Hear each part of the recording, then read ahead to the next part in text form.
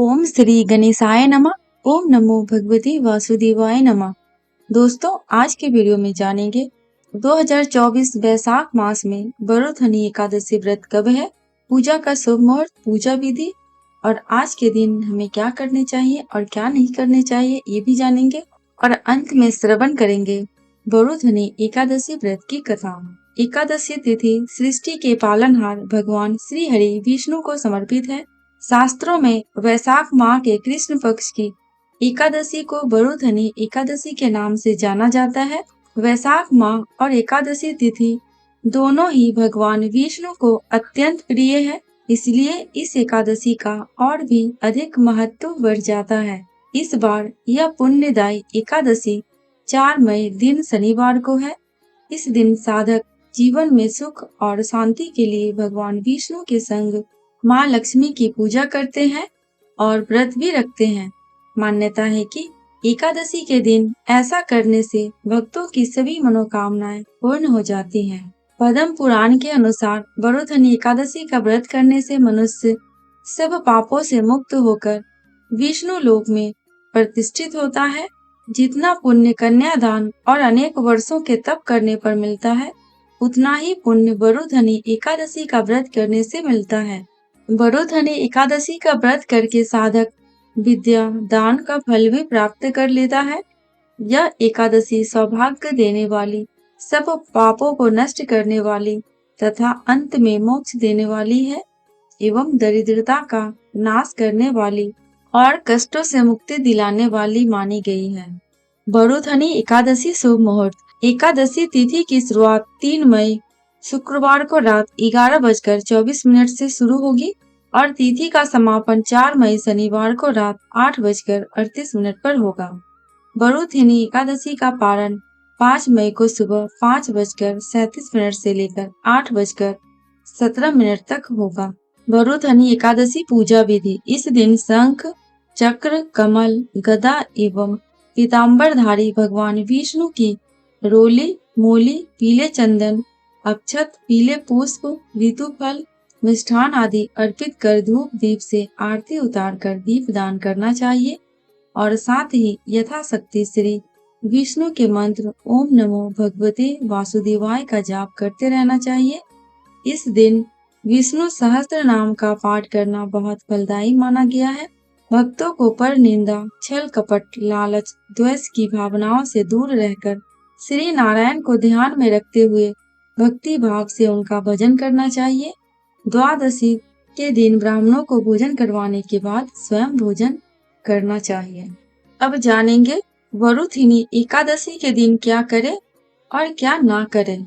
बरोथनी एकादशी के दिन तुलसी के पौधा पर जल चढ़ाए और पूजा करें। बरोथनी एकादशी के दिन राहगीरों को पानी पिलाएं, पशु पक्षियों के लिए पानी और दाने की व्यवस्था करें। इस दिन अपनी क्षमता अनुसार अन्न का भी दान करें। बरोथनी एकादशी के दिन वस्त्र दान करना शुभ माना जाता है। मान्यता है कि बरोथनी एकादशी पर फल दान करने से 10,000 साल तपस्या करने के समान शुभ फल मिलता है। बरोथनी एकादशी पर पूजा के दौरान विष्णु जी को गेंदे का फूल अर्पित करें। इस दिन तामसिक भोजन का सेवन नहीं करना चाहिए। इस व्रत में अन्न और जल ग्रहण नहीं किया जाता। शाम को फलाहारी ग्रहण कर सकते हैं। एकादशी के व्रत के अगले दिन द्वादशी समाप्त होने से पहले पारण करना शुभ माना जाता है। अब श्रवण करेंगे बरोथनी एकादशी व्रत कथा। धर्मराज युधिष्ठिर बोले, हे भगवान, मैं आपको नमस्कार करता हूँ। आपने चैत्र मास के शुक्ल पक्ष की एकादशी अर्थात कामदा एकादशी के बारे में विस्तार पूर्वक बताया है। अब आप कृपा करके वैशाख कृष्ण एकादशी का क्या नाम है तथा उसकी विधि एवं महात्म्य क्या है। भगवान श्री कृष्ण ने कहा, हे राजेश्वर, वैशाख मास के कृष्ण पक्ष की एकादशी को बरोथनी एकादशी के नाम से जाना जाता है। यह सौभाग्य देने वाली, सब पापों को नष्ट करने वाली तथा अंत में मोक्ष देने वाली है। इसकी महात्म्य कथा आपसे कहता हूँ। प्राचीन काल में नर्मदा नदी के तट पर माधांता नामक राजा राज्य करते थे। वह अत्यंत दानशील तथा तपस्वी थे। एक दिन जब वह जंगल में तपस्या कर रहे थे तभी न जाने कहां से एक जंगली भालू आया और राजा का पैर चबाने लगा। राजा पूर्ववत अपनी तपस्या में लीन रहे। कुछ देर बाद पैर चबाते चबाते भालू राजा को घसीटकर पास के जंगल में ले गया। राजा बहुत घबराया मगर तपस्या धर्म अनुकूल उसने क्रोध और हिंसा न करके भगवान विष्णु से प्रार्थना की। करुण भाव से भगवान विष्णु को पुकारा। उसकी पुकार सुनकर भगवान श्री हरि विष्णु प्रकट हुए और उन्होंने चक्र से भालू को मार डाला। राजा का पैर भालू पहले ही खा चुका था। इससे राजा बहुत ही शोकाकुल हुए। उन्हें दुखी देखकर भगवान विष्णु बोले, हे वत्स, शोक मत करो, तुम मथुरा जाओ और वरुथिनी एकादशी का व्रत रखकर मेरी वराह अवतार मूर्ति की पूजा करो। उसके प्रभाव से पुनः सुदृढ़ अंगों वाले हो जाओगे। इस भालू ने तुम्हें जो काटा है यह तुम्हारे पूर्व जन्म का अपराध था। भगवान की आज्ञा मानकर राजा माधांता ने मथुरा जाकर श्रद्धा पूर्वक वरुथिनी एकादशी का व्रत किया।